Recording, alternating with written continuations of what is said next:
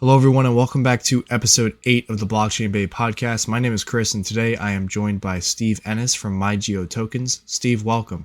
Hey, Chris, thanks for having me. So, I heard a little bit about your project, and we can get into that in a few moments, but I want to know a little bit about you and how you got into the crypto space and your background. So, I guess we can start with that. Sure. So a little bit about me. I'm a little bit older for the for the crypto space. Most of the guys I end up talking to are a lot younger than me, but I'm 42, almost 43 years old. So I do have quite a work history. I worked 18 years for a company in Canada called ATS Traffic, and this is a traffic company, Canada's largest traffic company. And they did everything from making signs to setting up work zones to designing work zones. And I essentially did everything for this business. And what I was doing the last 5 years there is I was working as EVP of business development for them.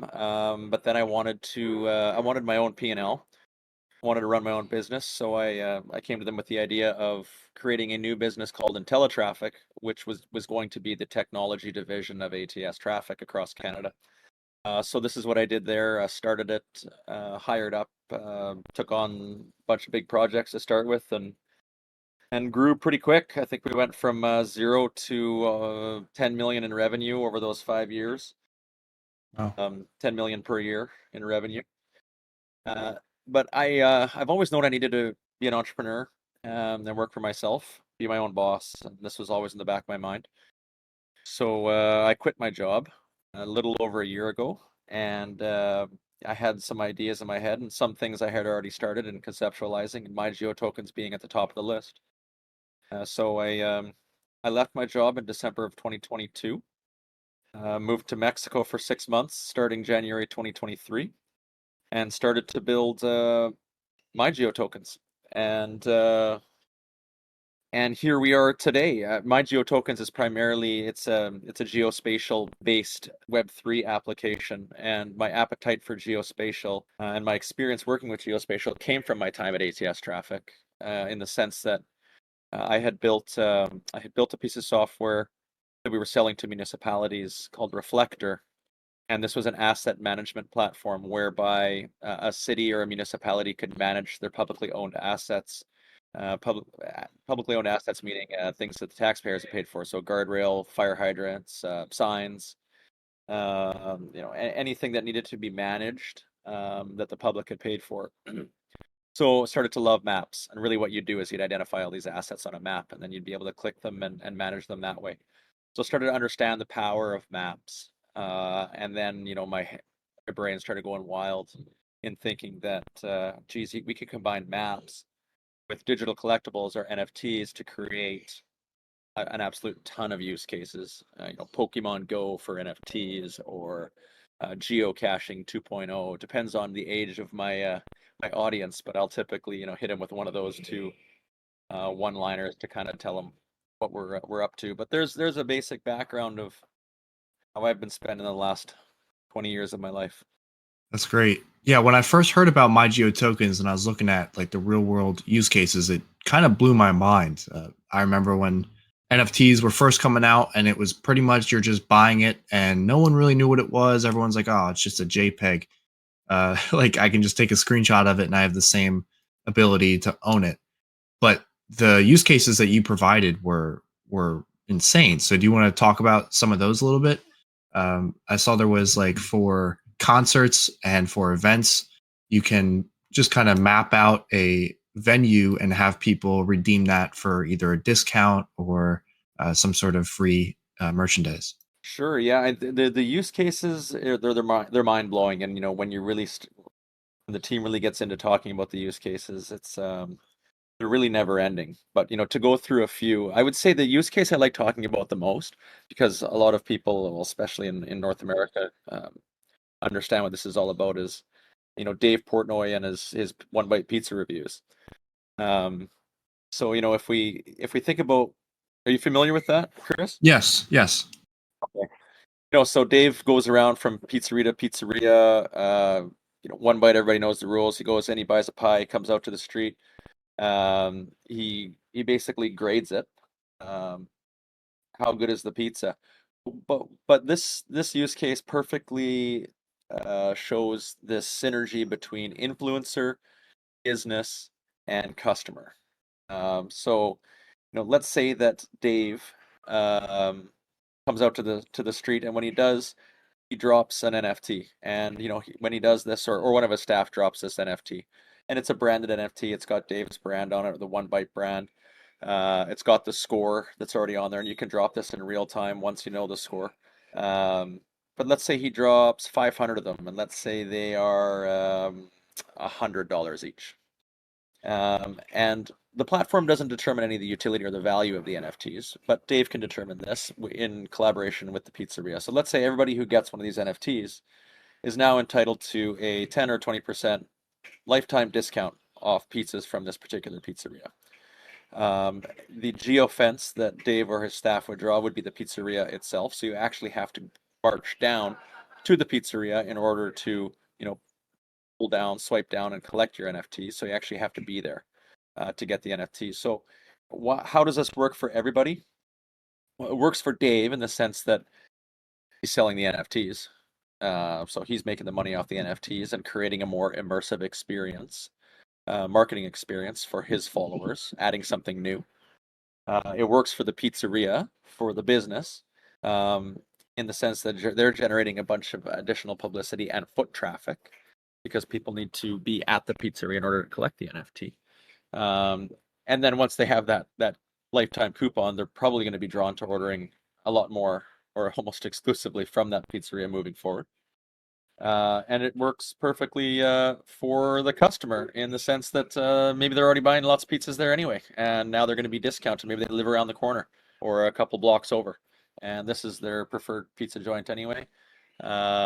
So they're going to save money in the long run. Plus, they're going to be pulled into the world of Web3, potentially without even knowing it. And at some point in this interview, we'll talk about the minting on demand concept and how that's going to allow us to onboard a bunch of people without even knowing it. Yeah. That's the first use case is the Dave Portnoy, and it's a small business use case. I really think this is going to be MyGeoTokens can be sort of a next gen couponing loyalty type platform, marketing platform for small businesses. A bakery has a bunch of product from the day before that they want to sell. Maybe you have to be down at the bakery by 10 a.m. in order to collect your coupon. 50% off bread, or maybe there's I'm in Mexico right now, so I'm looking at some parked boats. Maybe there's a booze cruise.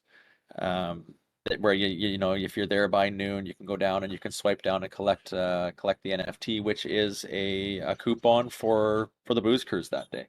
We sort of envision people on vacation waking up, pulling up the MyGeoTokens map and saying, "What's going on today?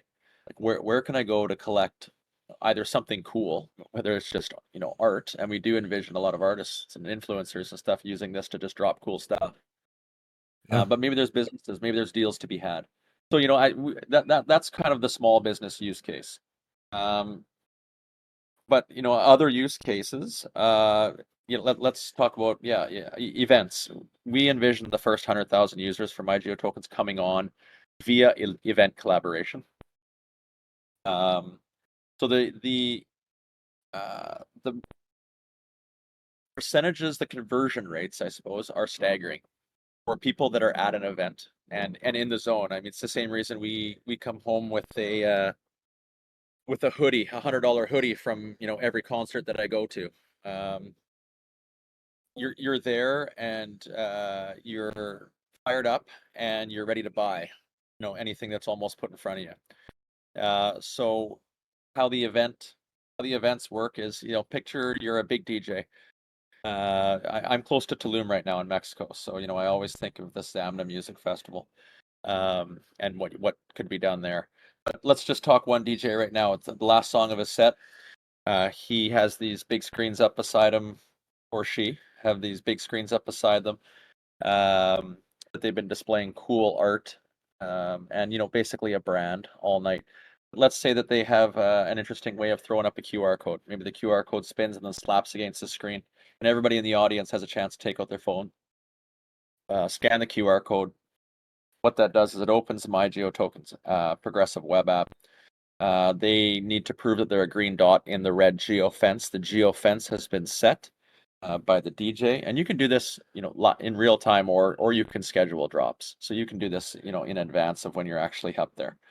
But you can make it so that this is available at midnight on Saturday, sort of thing. But you scan the QR code, prove that you're a green dot within the red fence.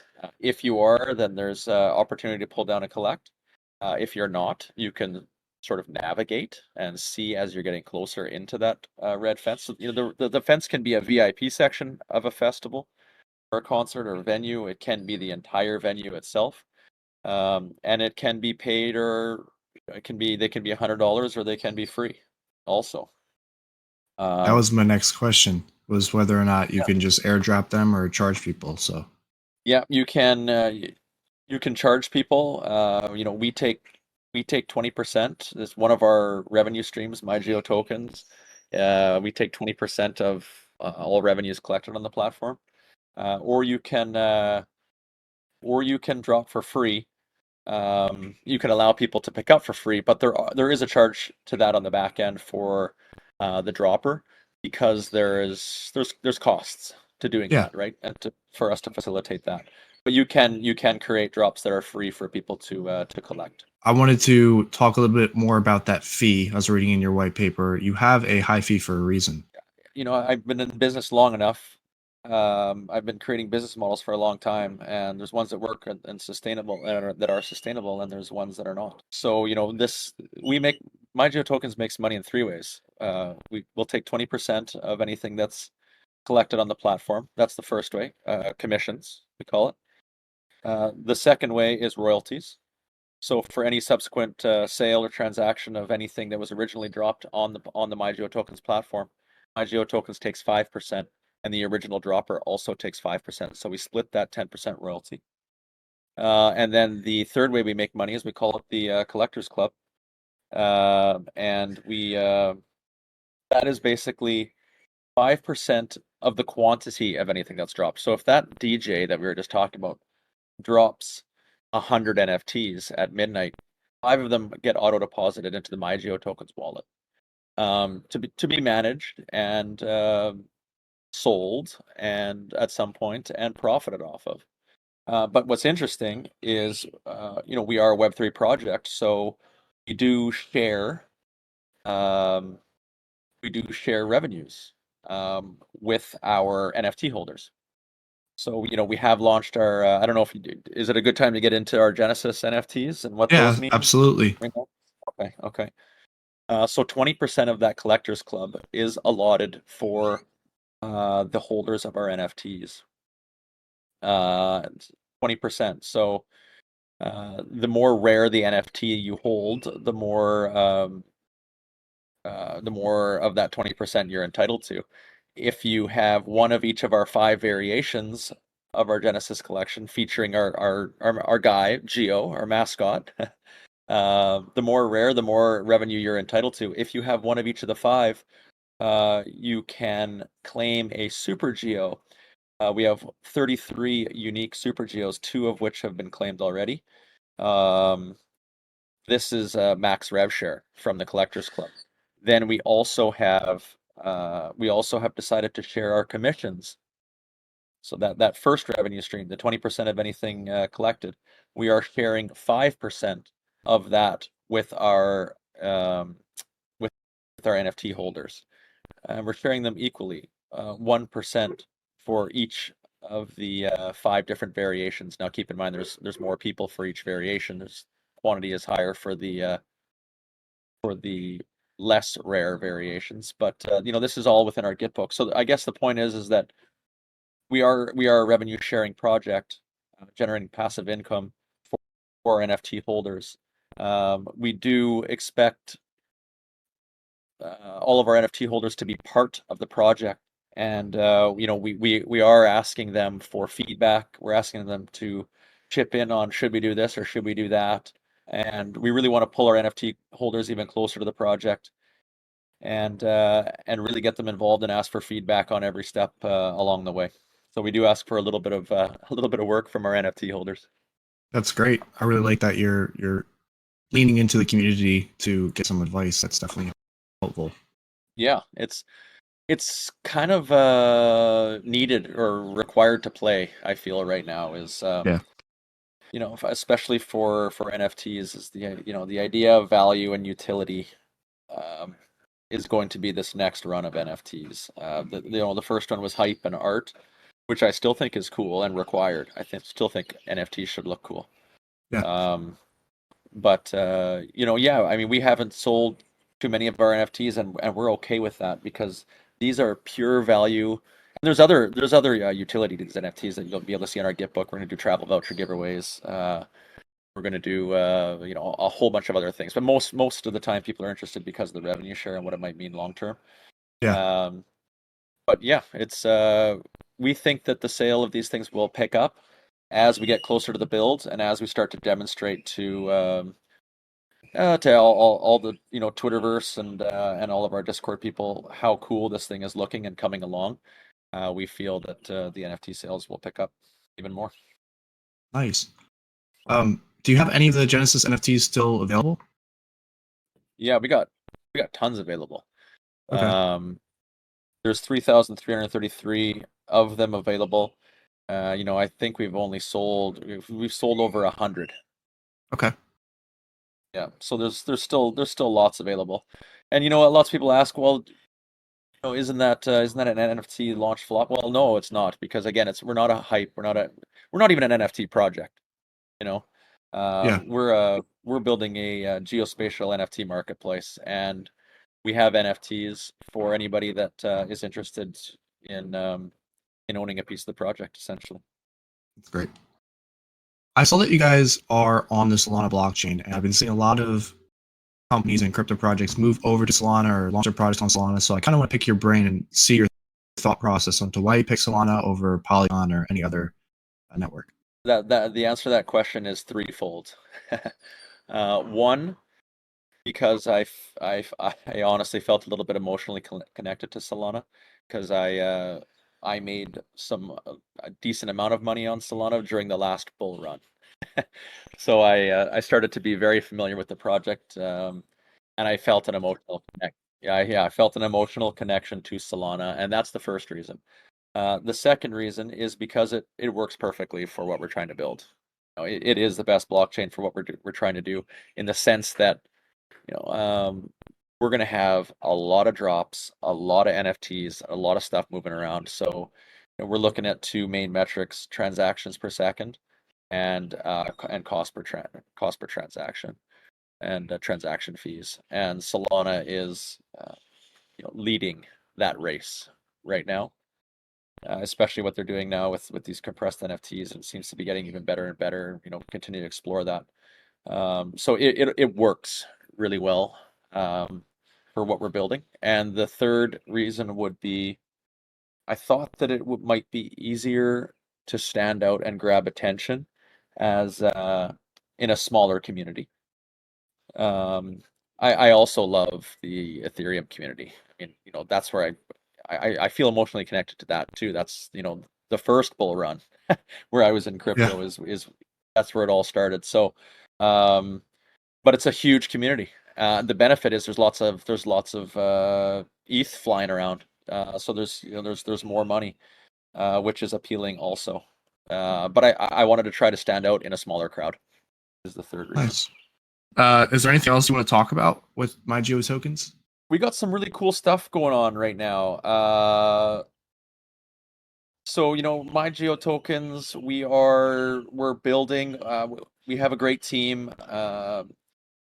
We have Linda Stevens on board. Linda Stevens. So at the heart of it all, we're a geospatial based Web3 project. Um, where I thought we were weak on the team, and we got a great chief creative officer, Adrian Cooper. He is amazing. He's the reason we look so good. Our website, um, our Gitbook, our brand is Aid, and he's amazing. We had the help of a company called Mega Keck. Um, they have done amazing things for our Discord and our Twitter up to this point. Um, but Linda specifically, she comes from Esri. Esri is one of the world's largest geospatial companies. She was an executive there she had a 25-year career there. Uh, Incredibly smart with maps and all things geospatial. And she's a part of our team. And really what she's looking at primarily is the evolution of maps and how we can make the mapping experience more cool for the users of MyGeoTokens. We're launching with 2D maps, but wouldn't it be cool if you can drop an NFT onto the 14th floor of an apartment building and you can see this all in 3D, and you can see that you have to go up the elevator to get to the NFT to collect. Yeah. I think a lot of the evolution of MyGeoTokens will be the evolution of maps and making that experience more fun and more cool. And maybe we evolve into some VR, or I should say AR, like Pokemon Go, and maybe you have some glasses on and you can see an NFT hovering in certain places. There's lots of cool places we can go, and so she's really looking at that. The other thing that she's looking at is she's doing some research into location spoofing, because this has been identified as one of our risks. I mean, if it had, where I'm at with location spoofing is if people are doing it to collect NFTs on MyGeoTokens, great, because it means that we're a popular platform and that people are Yeah. wanting to buy NFTs, right? So I anticipate the problem happening. But that being said, we want to be aware of it, and we maybe want to be the company that figures out or partners with somebody that's already got it figured out for some anti-spoofing stuff on a transaction level. So maybe it's an extra step on the transaction that actually proves that you actually are where your phone is saying you are, in reference to that geofence. So she's looking into some really cool things for us, and she's been a really excellent, intelligent addition to the team. So our team is strong. Um, the other thing that I think we need is, we want to be launched at the end of June, which is still a lot of time between now and then. So we got to keep my challenge is I need to keep everybody involved and engaged, the community that we've built so far. So we're going to show them some screenshots of how the build is coming along, but I'm also going to be building, call it a very early stage proof of concept. But I want to build we're going to call it Where's Geo? And it's going to be a little game. And what it's going to do for us is it's going to generate, and we're only probably, 2 to 3 weeks away from this being done. But it's going to be a very, very simple game where we're going to hide Geo in different places of the world. We're going to give you some images of where we are, like almost like a Google Street View image of where we are, where Geo is. And then it's going to be a race to guess where Geo is. And everybody's going to be, for every location, everybody's going to be allowed three pins to drop, essentially three guesses. And it's a race to guess where Geo is within a 1 kilometer radius.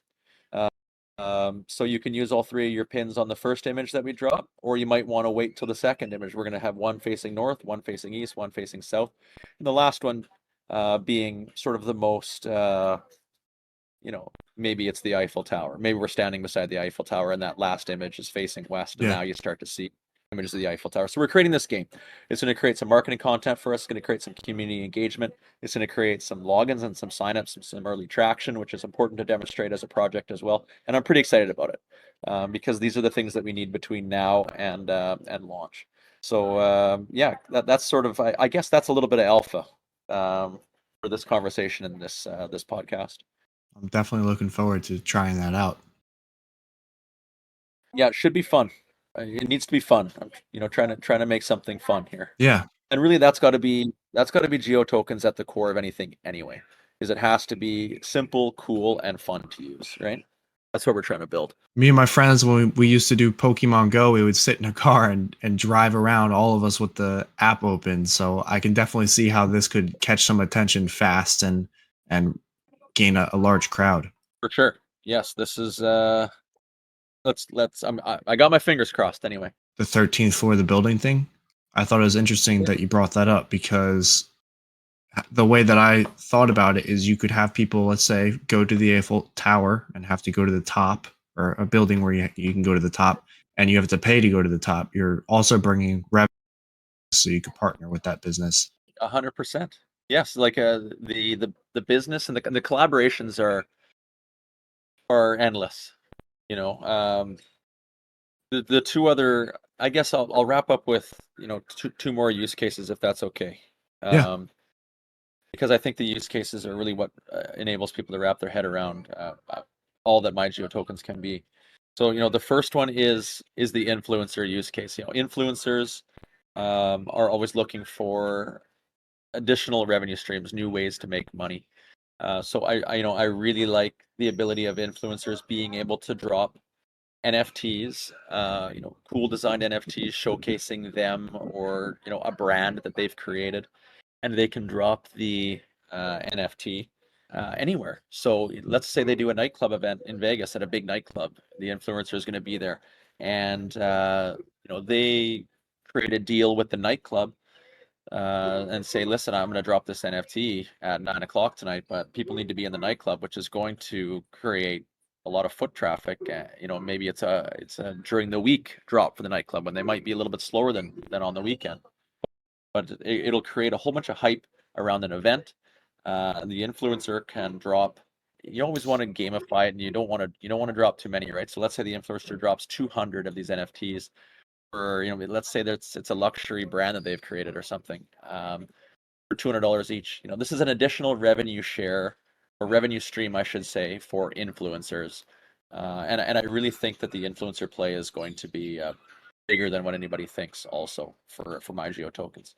And the last use case I'll talk about, because I like to play for charities and events that are trying to create a more sustainable Earth.